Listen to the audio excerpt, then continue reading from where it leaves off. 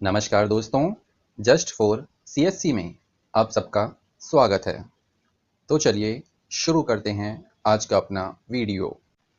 अपने आज के इस वीडियो में हम हर्षवर्धन और उसके युग से संबंधित अनेकों महत्वपूर्ण घटनाओं की चर्चा करेंगे और जानेंगे हर्षवर्धन के समय के महत्वपूर्ण घटनाक्रमों के बारे में, जिसके अंतर्गत सबसे पहले तो आप सबको पता होना चाहिए कि हर्षवर्धन का जन्म लगभग 590 ईस्वी में हुआ था।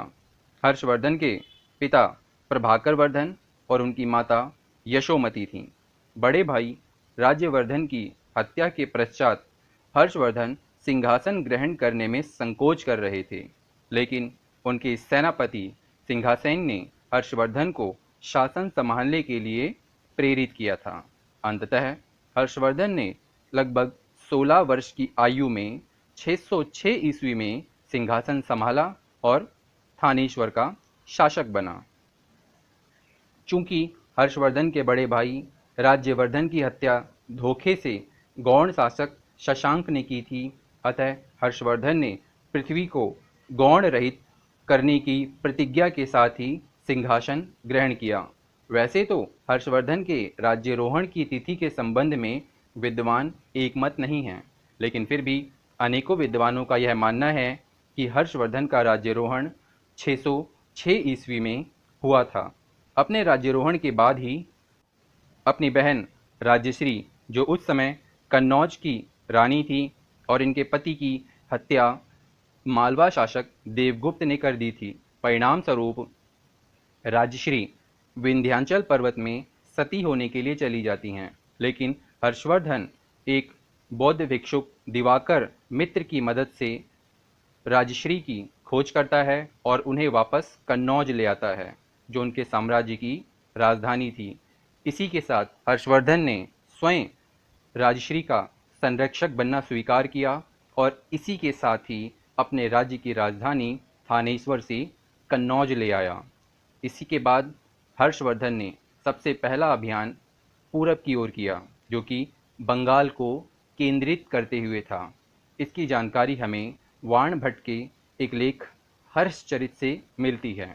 इसमें बताया गया है कि बंगाल के गौड़ शासक, जो कि शैव मतानुयायी था, के विरुद्ध अभियान करने से पूर्व हर्षवर्धन ने कामरूप के शासक भास्कर वर्मन से शशांक के विरुद्ध एक संधि की थी, लेकिन ना तो हर्षचरित में और ना ही हुएनसांग के विवरणों में इस बात का कोई उल्लेख है कि इस युद्ध का क्या परिणाम निकला।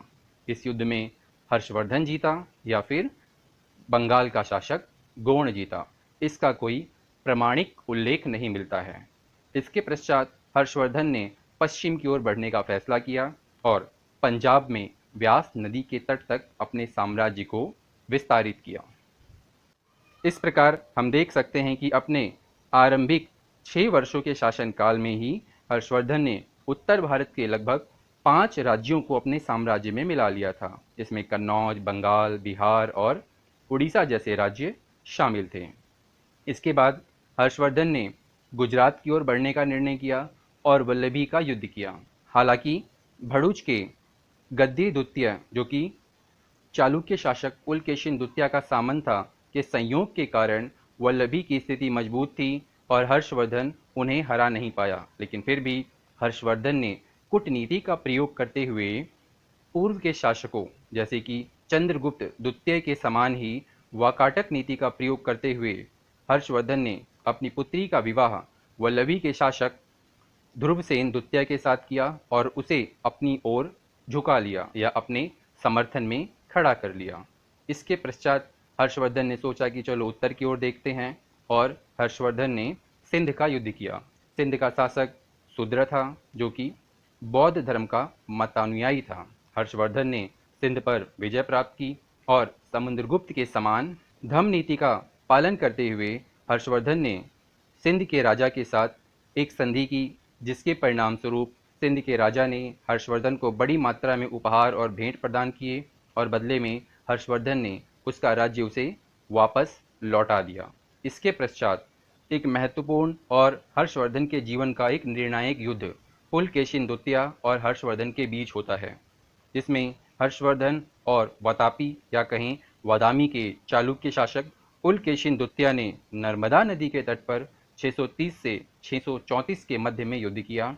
पुलकेशिन द्वितीय के ऐरण अभिलेख, जिसकी रचना रवि कीर्ति ने की थी, और हैदराबाद दानपत्र से ऐसा पता चलता है कि इस युद्ध में पुलकेशिन द्वितीय की विजय होती है, क्योंकि इस युद्ध के पश्चात ही पुलकेशिन द्वितीय ने परमेश्वर की उपाधि ग्रहण की थी। और इस युद्ध में हर्षवर्धन को निराशा हाथ लगती है और इसी के साथ हर्षवर्धन का विजय अभियान भी थम जाता है। लेकिन फिर भी हर्षवर्धन ने मगध पर अधिकार किया और मगध राज की उपाधि ग्रहण की थी। इस सब के बाद हम कह सकते हैं कि हुएनसांग के विवरण और हर्षचरित के अनुसार हर्षवर्धन ने कश्मीर और नेपाल पर तो अधिकार किया ही, साथ ही साथ हर्षवर्धन का साम्राज्य उत्तर में हिमालय से लेकर दक्षिण में विंध्य पर्वत, पूर्व में असम से लेकर पश्चिम में सौराष्ट्र तक फैला हुआ था। और अंततः हर्षवर्धन 647 ईस्वी में मृत्यु की गोद में समा जाता है। तो ये था हर्षवर्धन और उसके जीवन से संबंधित, उसके युद्ध अभियानों से संबंधित कुछ महत्वपूर्ण घटनाक्रमों का उल्लेख। आज के इस वीडियो में इतना ही। Thank you.